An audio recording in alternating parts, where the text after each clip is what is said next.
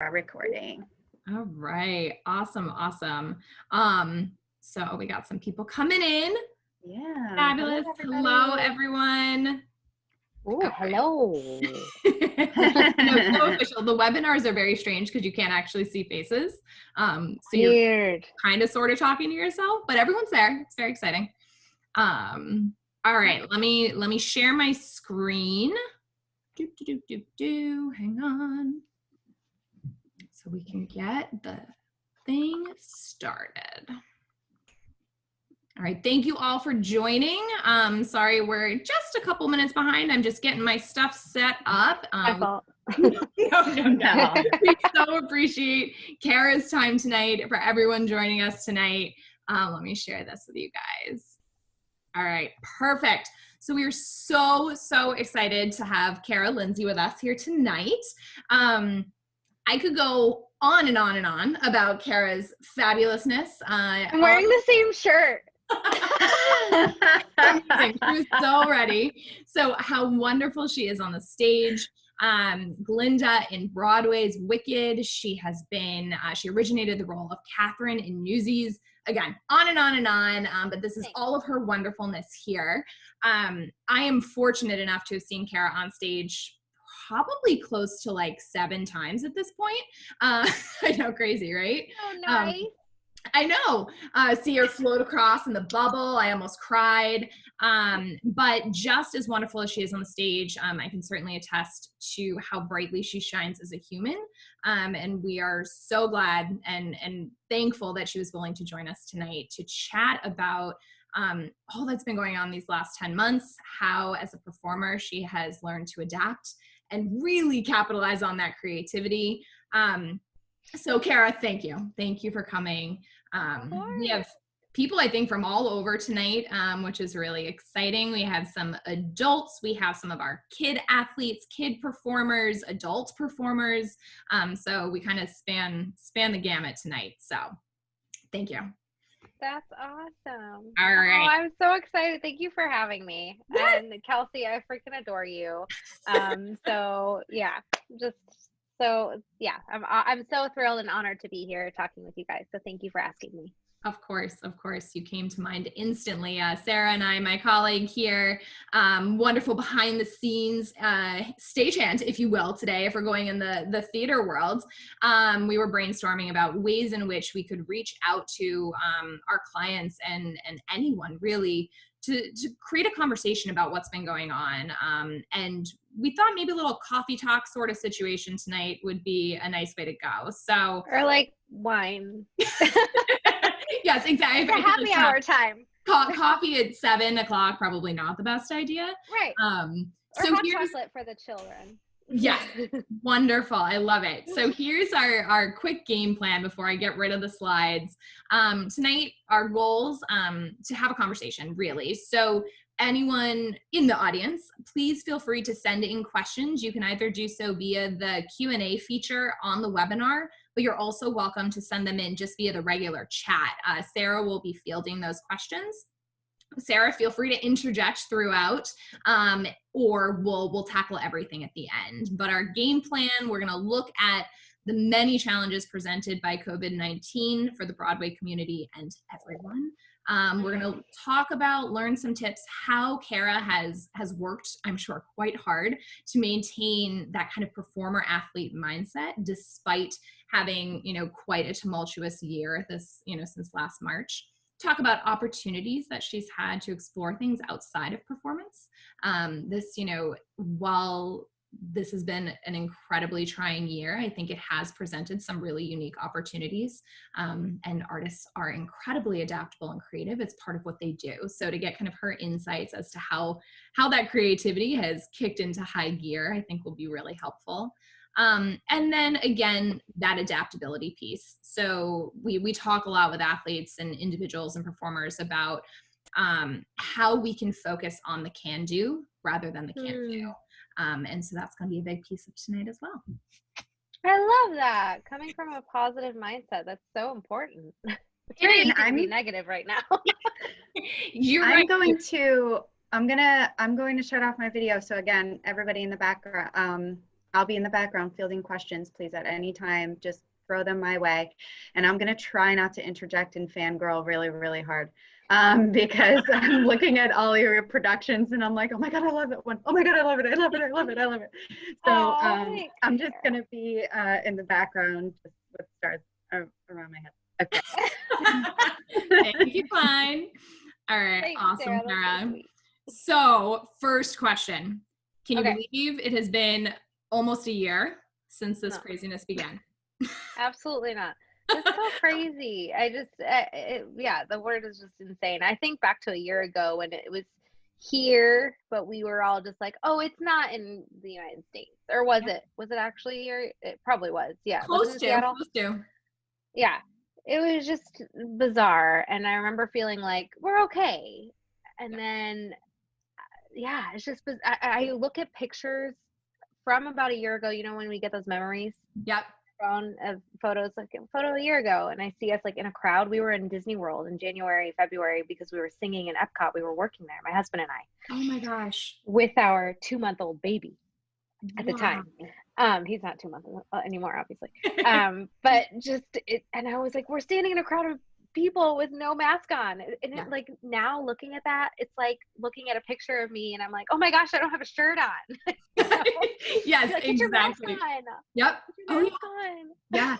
So what would you say, what were your initial reactions? Like, again, because we've kind of had this like slow, like, all right, I think this is happening. All right, it's happening. And then it was bam, it was here. And Broadway was one of the first to make that really, really difficult decision to shut down. And I'm wondering, what were your reactions to that? And how did you process it? What was the support like from the Broadway community? Oh, it was very surprising, but also I knew it was really serious. It takes a lot for Broadway to shut down. I mean, they've never, ever been shut down this long. I mean, let alone like even a day or two. I know, I think snow days, like every once in a while, you'd get a storm bad enough. But even then, I remember one, and then there was Sandy. Mm-hmm. Right? Yeah. Yep. Yeah. So it was like it takes a big storm, and even then it's like a day. They're like, all right, get back to work. You know, so exactly. Really, when it was like till Easter at the time, I was like, whoa, what? Yeah. And I remember Mayor de Blasio getting on to do like a press whatever, and the sadness and fear in his face.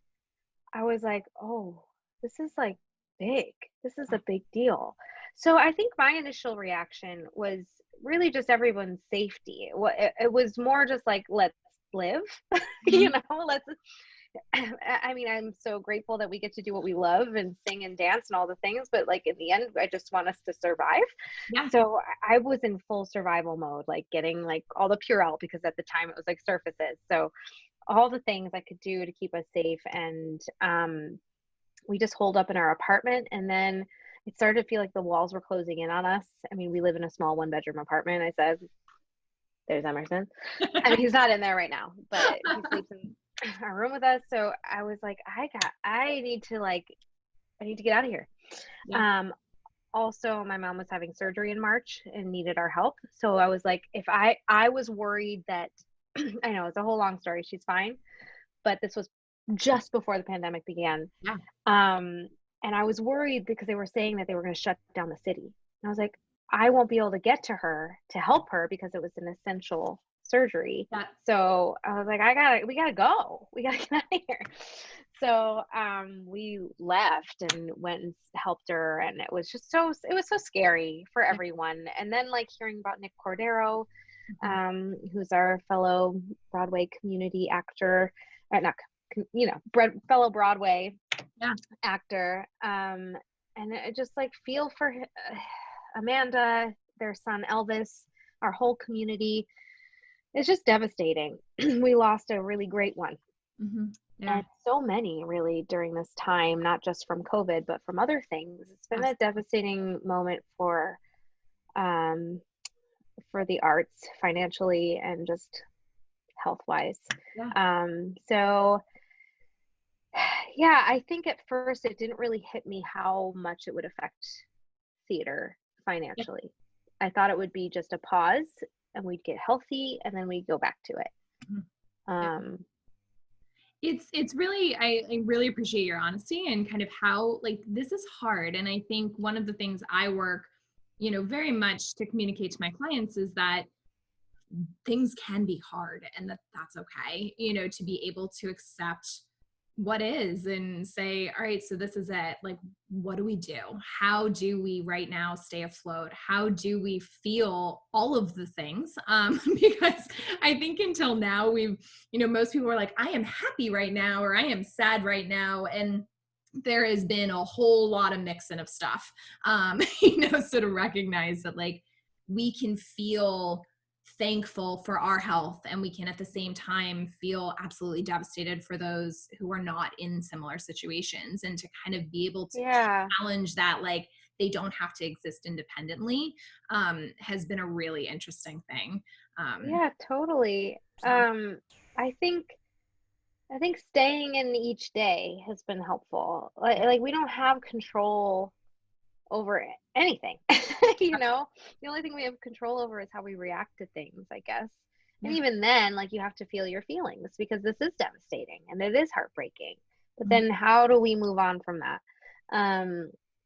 And not feel stuck, because otherwise that feeling of like, it's overwhelming, or this is going to go on forever, or will the arts be here? All these things, and it Absolutely. will. It's just was, yeah. Would you say there was a moment where you had an opportunity to get unstuck? Like, how have you been able to kind of maintain your connection to the Broadway community and continue performing, albeit in probably very, like, weirder ways than you ever have? Oh my gosh. Actually, in some ways, I feel more connected with theater lovers around the world, and mostly the country, but around the world, because I've been teaching. I've been working with Broadway Booker, with Broadway Plus. My husband started a company called Empowering the Artist, which isn't just for theater, for actors or dancers. It's for, if you're a Pilates instructor, if you have something to teach in general, so that you can feel empowered to create your own art with somebody, or to teach somebody what if it's improv or whatever. So we had to get creative in that way. And I think I've never flexed that muscle of teaching, being a teacher. That is a very hard, I have so much respect for teachers, especially now, but in general, it's hard to explain what you do, and to articulate it. You're like, you just do the thing, do that thing, and then do it. And then we do the next thing. Right.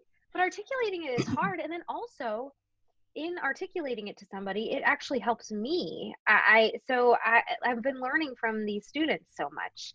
And I think that I'm the student many times. And so I'm grateful for that. I'm grateful that I've been able to be a theater teacher online, and so to speak. So that's been good. What else has been, so we call it a pivot. So right now, a lot of artists, theater people have had to pivot and sort of do their other thing. So I see a lot of my friends, doing Pilates instructing, or doing master classes, or whatever it may be, so that we can make ends meet, because there is no theater opportunity right now, live theater. However, there are some virtual musicals happening, virtual theater things happening, and I'm sure you've seen them floating around on Facebook or wherever. But people are making it work, and wanting to still be creative.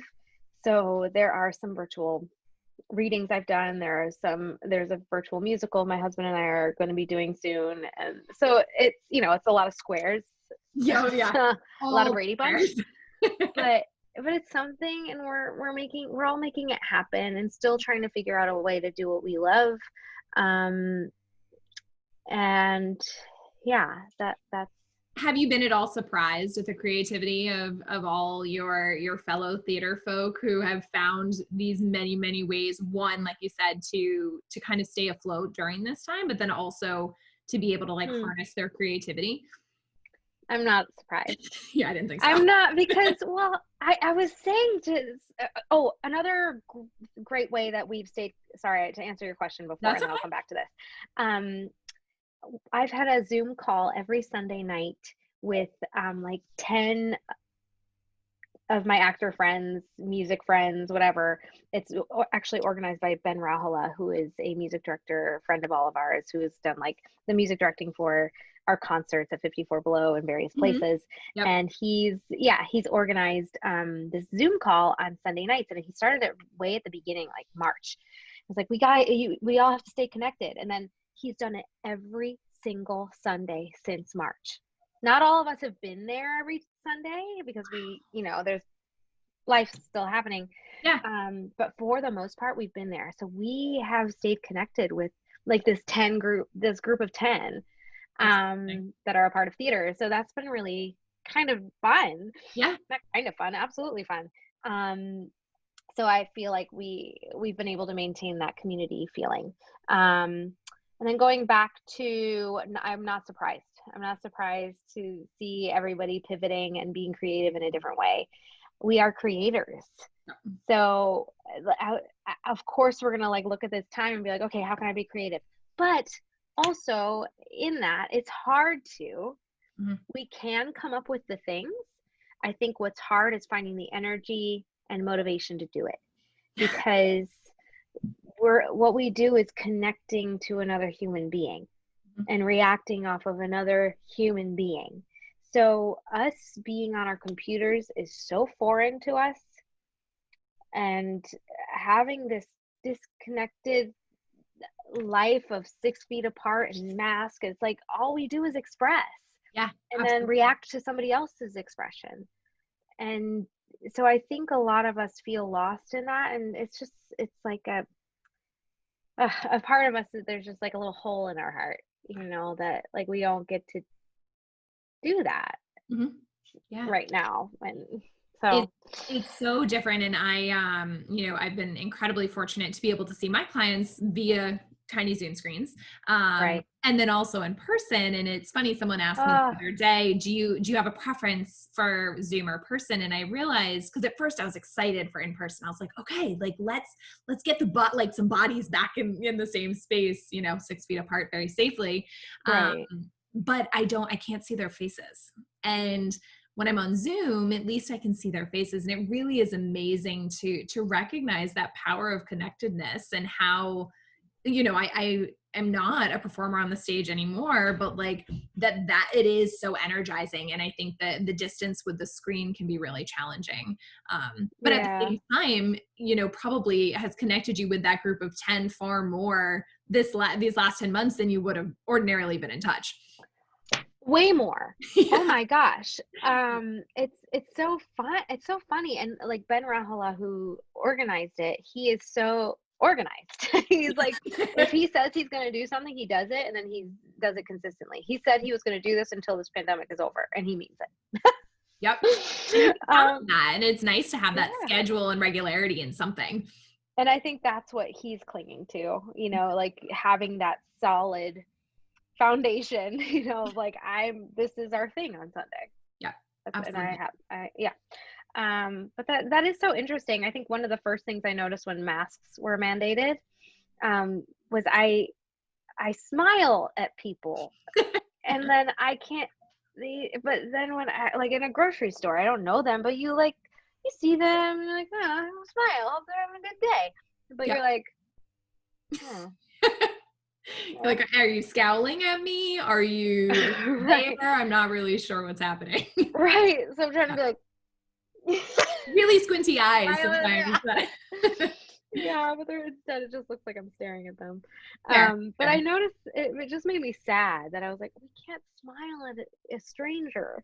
Yeah, absolutely. And again, speaks to that like connectedness, not just with people we know, but with people around us, and how like I think Broadway and I think community. I think that's one of the, having worked tangentially in the industry for a very brief period of time, like I saw that so strongly, and that was really cool. Really, really cool. Yeah. Anytime So, somebody would come into the office, it'd be like a, 4-hour conversation, and everybody, another person would come in, another person, and you're like, okay, we're trying to concentrate. yeah. So you mentioned one of my favorite words, and probably one of the most challenging concepts I've had to navigate with my clients in mental skills training for the last 10 months, motivation. So we can have all of the really wonderful brainstorming and ideas and like, yes, let's do that. And then that next step of how. So I'm curious, like, how have you been able to like harness that motivation without like the end goal, right? Humans tend to we like having this thing we're chasing. And I mean, I think of right now, like no shows. So like how has your motivation kind of fluctuated, ups and downs? What have you been noticing with that? I think it depends on what it is, Mm-hmm. but in general, I think it's been hard to be motivated. I also should mention that I'm a first-time mom. So Emerson was just 3 months, he was 3 months old when this pandemic began. So at 3 months old, I was just starting to audition again. Oh, And then everything was taken away. Yeah. We lost our health insurance, like all of these things that we're dealing with, and it's very overwhelming. And I'm a mom, and I want to make sure my son's taken care of. I want to make sure my husband's taken care of, who's also in the arts. So everything just all those really heavy things, it feels like bricks, and you're like, how am I just like even getting the motivation to go do a workout class? It felt like everybody was doing some sort of like, come join my Instagram and I'm going to do a workout class. I'm like, great. I'm not doing that. I'm just going to sit here and sulk a little bit. So that was hard at first. Honestly, what's helped me is having somebody hold me accountable. Mm-hmm. So being a part of Broadway Booker and Broadway Plus and Artists and Beyond, all these sites that students can book me through, that holds me accountable to teach right now, rather than kind of starting my own thing. It's like I go through them and it helps me. And I don't know why. I think it's because somebody else is holding me accountable. Somebody else is getting that email and making sure I'm there. Yep, absolutely. And then also I started doing Pilates recently because something I really wanted to do since having a baby is get muscle again. And all we're doing is sitting on our butts. Yeah. So I've been wanting to do it and I haven't, but a friend of mine, a good friend of mine who's also a mommy, sent me an email and was like, hey, I take this class every Monday and Wednesday and Thursday. Come take it with me. And I was like, no, I can't do that. And she called me and she's like, you really should do this with me. I mean, only if you want to, but I was like, I do want to. She's like, then do it. Yeah. So I started taking it, and she'll text me in the morning if I, being like, are you going to come? And so that's helped a lot. I'm trying to think of, but really, so I think having help, having somebody hold me accountable, is really great. Yeah. And my husband and I can hold each other accountable, but we're also feeling the same things. Right. Absolutely. Very, very similar experience. You kind of don't have that separation. Whereas if it's a friend or another, colleague, coworker, performer, to be like, no, we got this. Like, let's do it. Yeah. It's different comes from it is different. Yeah. Yeah. That's amazing.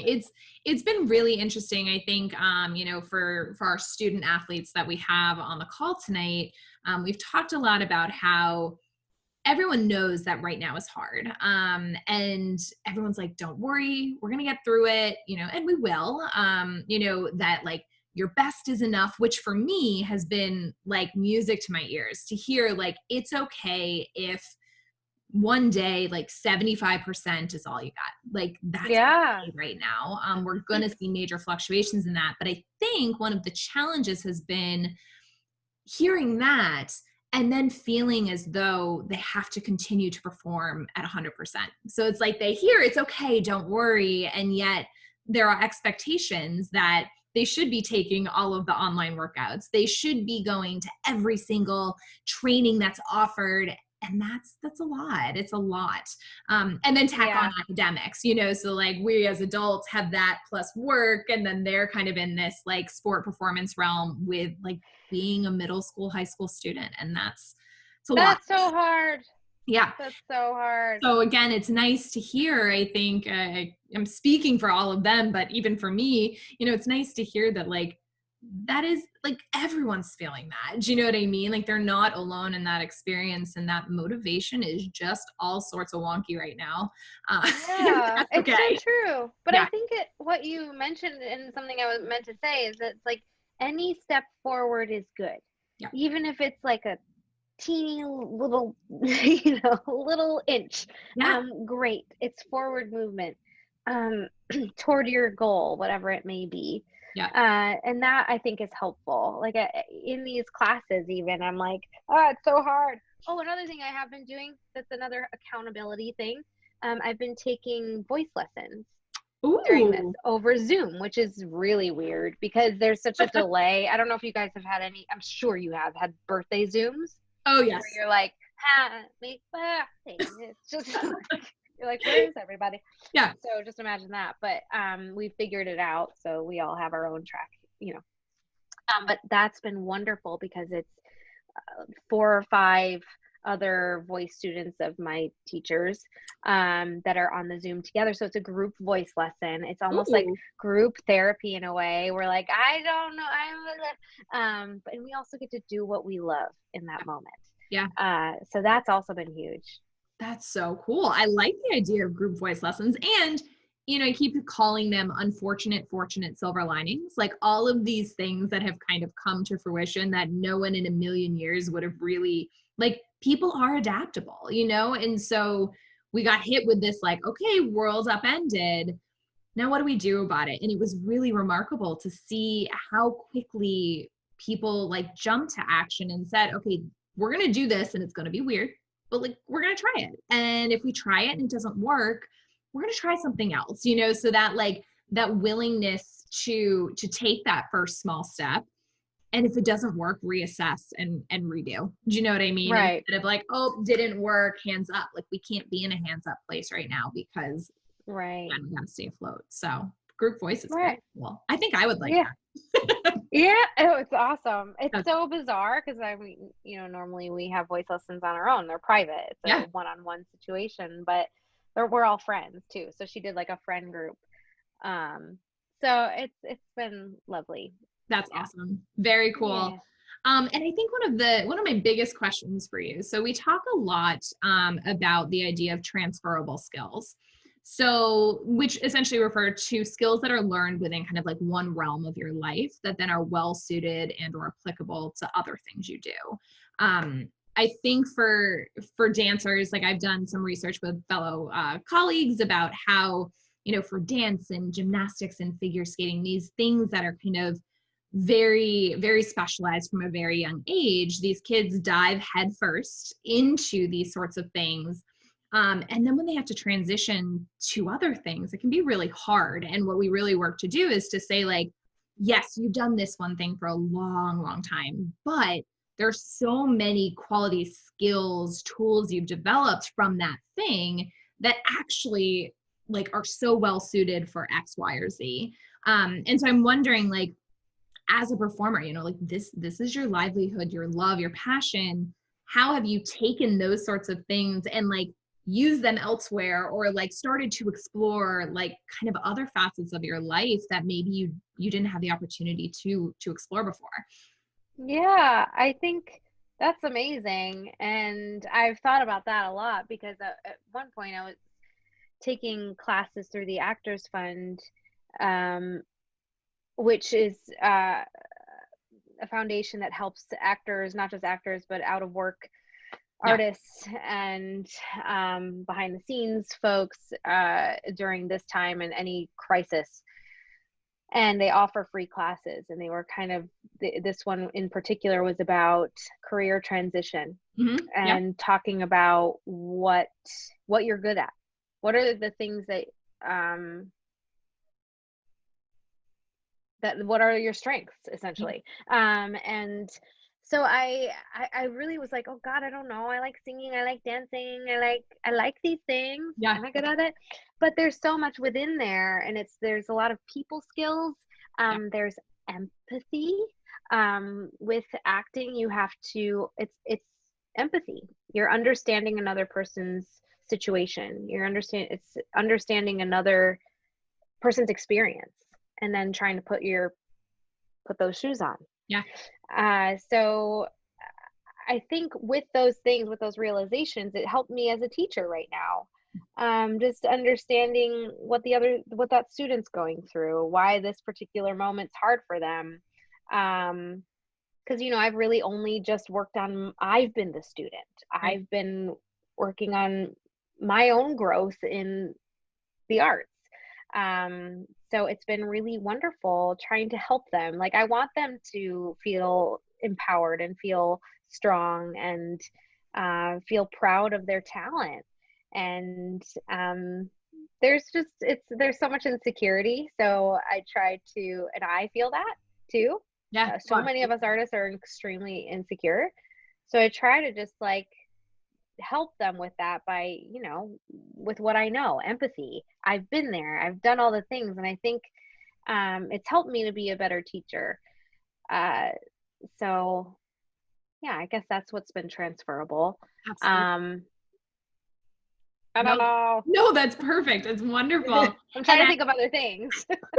No, I mean, again, I'm throwing these at you kind of blind. So it's perfect. That's exactly, what we talk about. Like, especially I think the people skills learned within the arts are so remarkable and so easily applicable to just humanity. And I like what you said. I talk a lot with athletes about this idea of common humanities. So, we make mistakes. And when we make the mistake, it's like, I am a failure. And if someone else were to make the same mistake, you'd be like, don't worry about it. Try it again. Yeah. Like, we're just so much nicer to other people. And when we can recognize like, oh, like, yeah, we've all done that.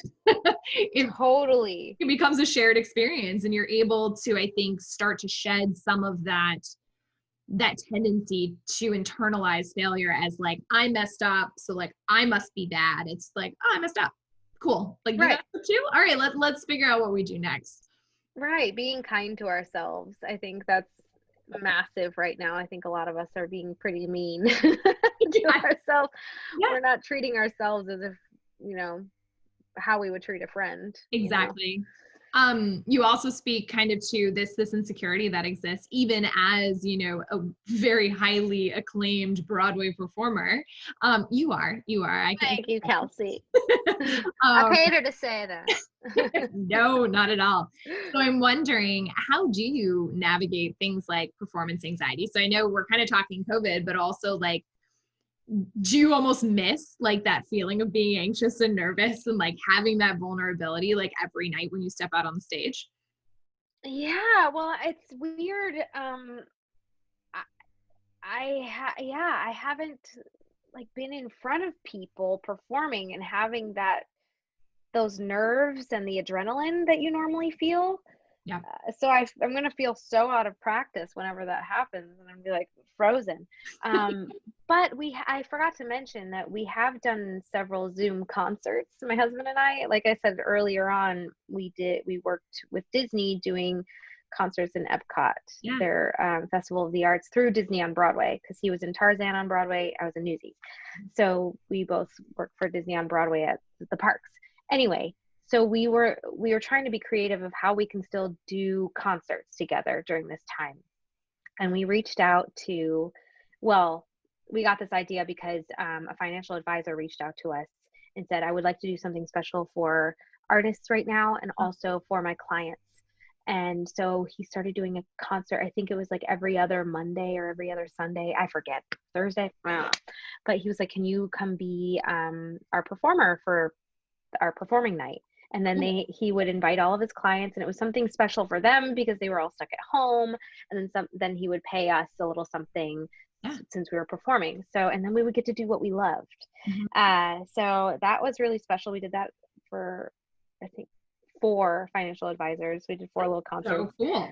It was so great and such a great idea. And we had so much fun doing it. But even for that Zoom concert, I was like, I'm so nervous. I'm so nervous. Oh God, I'm so nervous. I'm going to forget the words. But you could like post up the words. They can't see it. Right? Absolutely. Yeah. But then when we get back, I'm going to be like, can I do this on Zoom? Right. The thing we've been like, get rid of the screen. You're going to be like, Yeah. oh, wait a second. I had a whole system going. Yeah, totally. Well, we're getting used to this. Like you said, we're adaptable. So Yeah. we're adapting to this. And then Yeah. we're going to have to like reframe our minds again. Yeah. No, for sure. Yeah. Well, again, I think, one of the things I deal most often with is that kind of confidence and performance anxiety. And again, your honesty and truthfulness in saying like, yeah, I do this like 8 nights a week and I still feel it, but you use it. Like you're able to recognize like the nerves as that adrenaline and say like, this is good.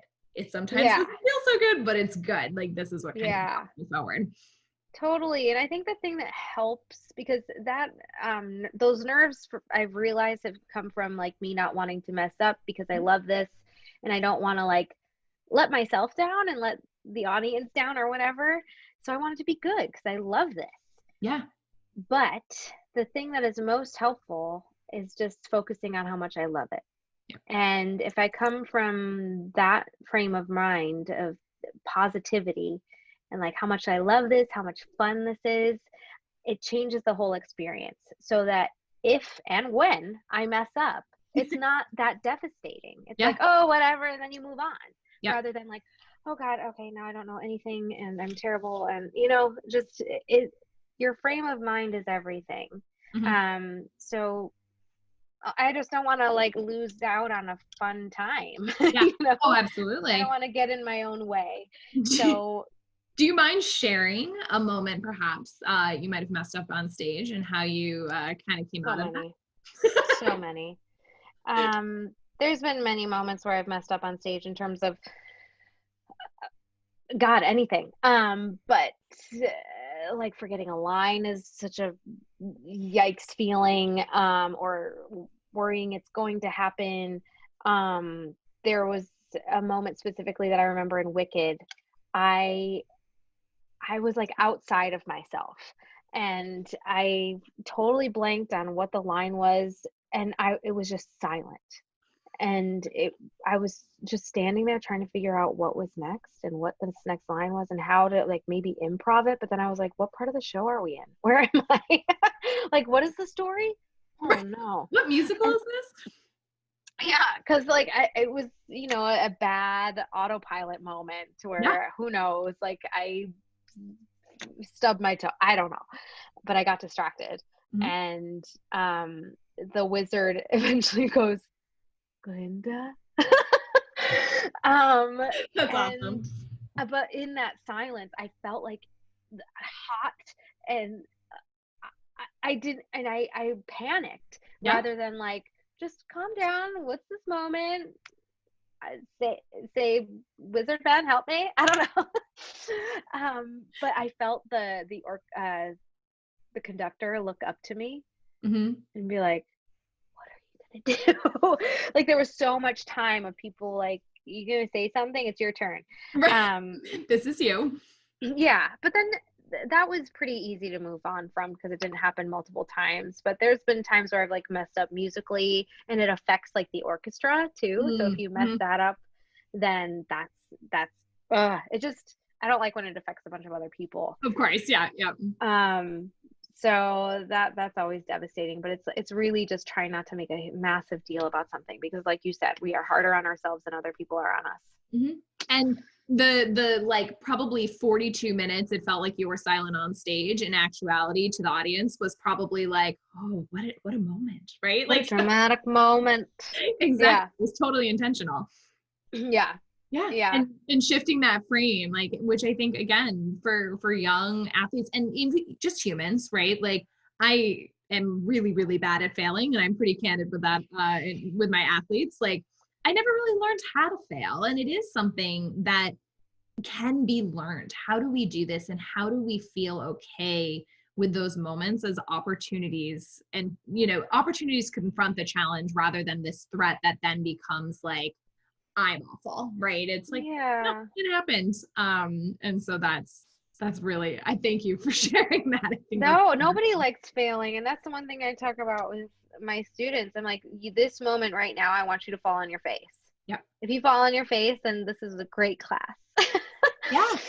And to hear that, you're like, oh, okay. And it, encourages them to take those risks and to be okay, kind of shifting like what a successful class might be, right? A successful class doesn't have to be this perfect thing.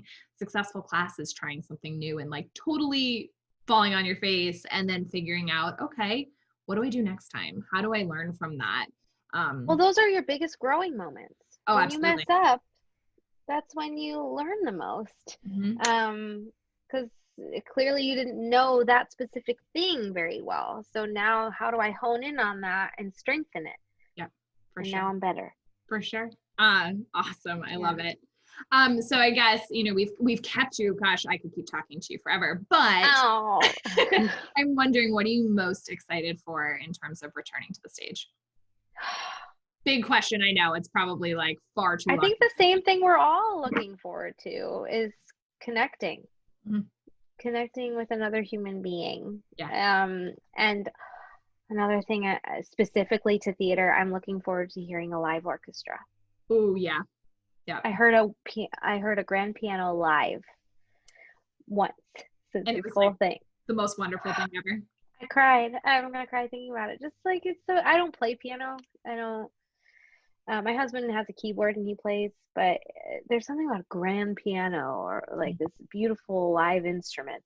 I miss it, and I realize how much I took it for granted. Right. Oh, because absolutely. we heard it all the time. Yeah. So I think we're just there's gonna be a lot of gratitude when we come back. I hope. Yeah.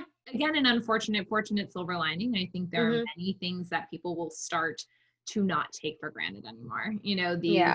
These real things that we just we slip into, like you said, autopilot, and we do these things and we're like, okay, this is what I do. And then when it's gone, feeling that loss is hard and challenging, but I do think it shifts our perspective in terms of like how we will then appreciate those things when they return. Did you see Soul? No, I keep hearing about it though. Wonderful. At first I was unsure, but yes, it's amazing. Okay. It's that. It's like appreciating how the simple joys of life.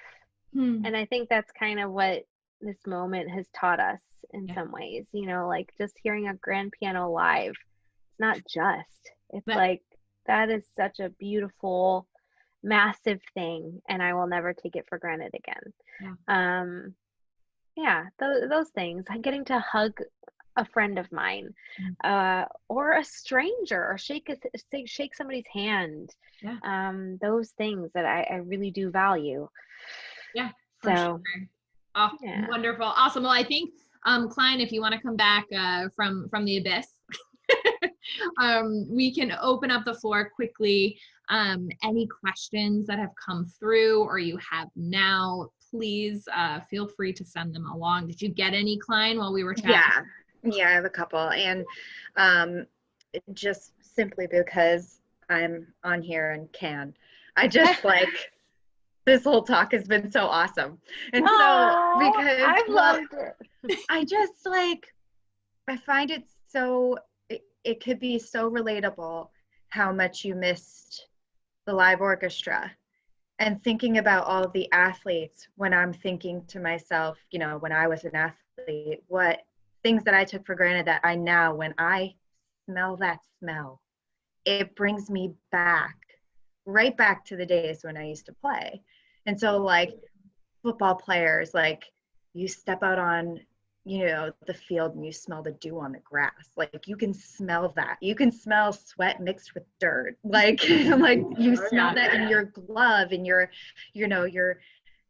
any sort of equipment, your ballet slippers, like you can, there's a feeling, there's a smell, there's a sense to everything that you're doing, and like, poof, gone. And it's like, so when you said that, I almost cried, because I was like, oh my gosh, there's so many people that can relate to that. Yeah. And it's like so interesting to hear that from your perspective. That's One so real. question. Go ahead. Oh, sorry. Am I making No. sound weird? No, I think you're okay. Okay. What you said about the smell too, that is a definite. There's like a specific smell of like a stage or a set, like with like freshly cut wood, you know. But I used to play soccer growing up, travel soccer, and I remember that specific smell of indoor soccer, and then also that specific smell of going onto the soccer field when it's been the grass is freshly cut. Like I just remember that smell so much. So you talking about that brought me back. Yeah, it's just like it gives you the warm and fuzzies, you know, Yeah. and then, you know, so you can remember that, but now we'll remember to appreciate it, maybe. Yeah, for sure. But one question I did get was, what are one or two things that have come about due to the pandemic that you both hope stick around? So like when you brought up the group Zoom calls every week and like, you know, the client appointments with you, Kelsey, like what are some things that you hope stick around? I love that question. I think I hope that I'll still get to teach. I connected with students in Japan, Australia, Norway. So I think it's just been really cool to see Germany. That is To so see cool. theater lovers around the world. And I'm like, I'm you, you're me. Like we all love the same thing and know the same story. So that if I feel so connected with them, and it makes me love theater even more.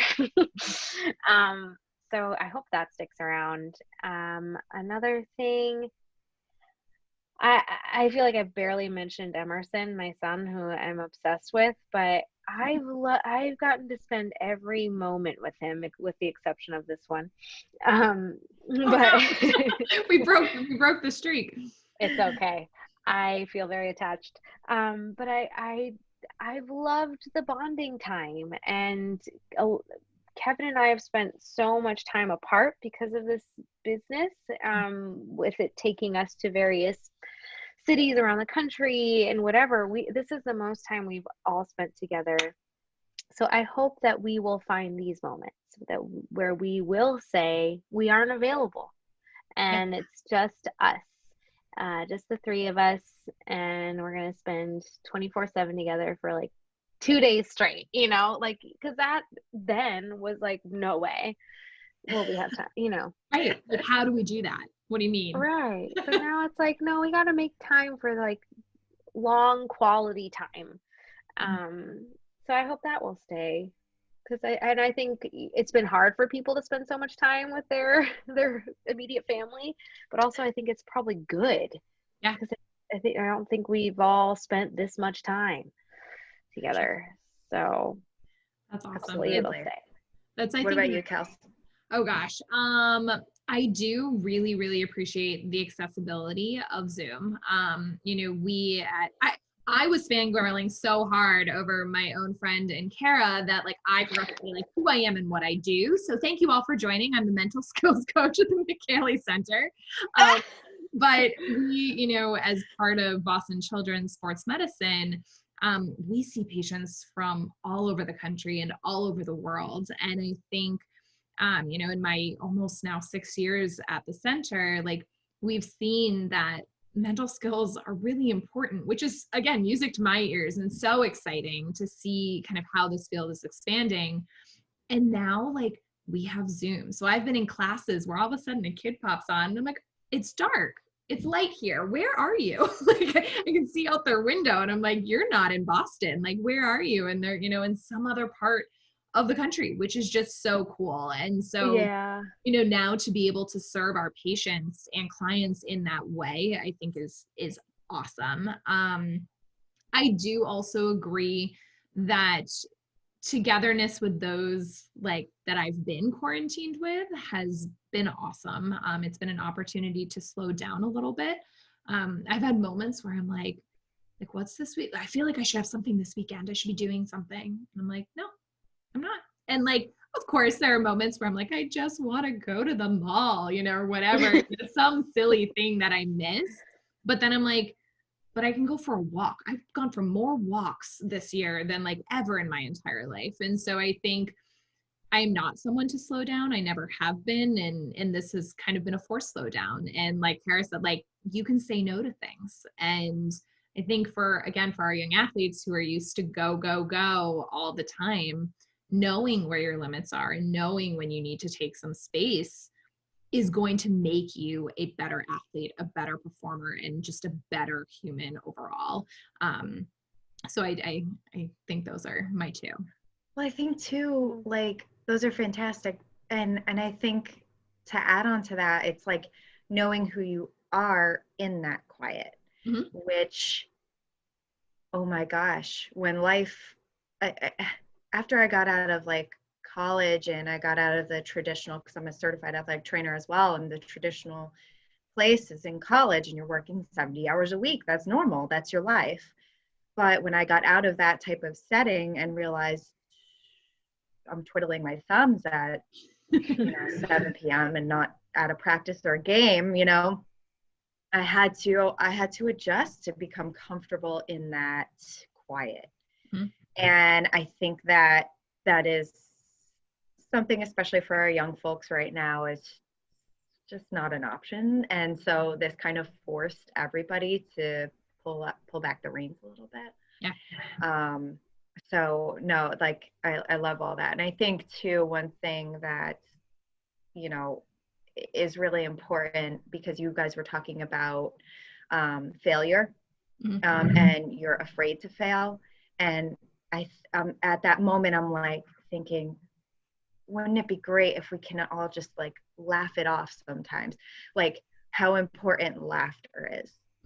And so like, and also, Kara, you were talking before about your expression, working off of other people's expressions and learning empathy, right? And so like, yes, that's something we've lost, but I feel like, we can find that in laughter sometimes, like where we can just come together. Even if you mess up, you can laugh at yourself, and, or you can laugh it off with a friend and get back up and try again, So that's something else that's, I think, is really important. And so a question I have here is, like, what's the status of Broadway right now? And what's the plan moving forward, if any? Like, are you going to be in a bubble like athletes are right now and do like imagine the Broadway people plays? Like, what's the deal? I don't know, to be honest. I really don't. I mean, your guess is as good as mine. The few things I know is that the big Broadway shows like Hamilton, Wicked, Lion King, I think will open first, because they have, they've been established. They have the money right now to take that risk. And then other Broadway shows will then follow based on that success. I'm saying success. Yeah. Keep it positive, that it'll go well.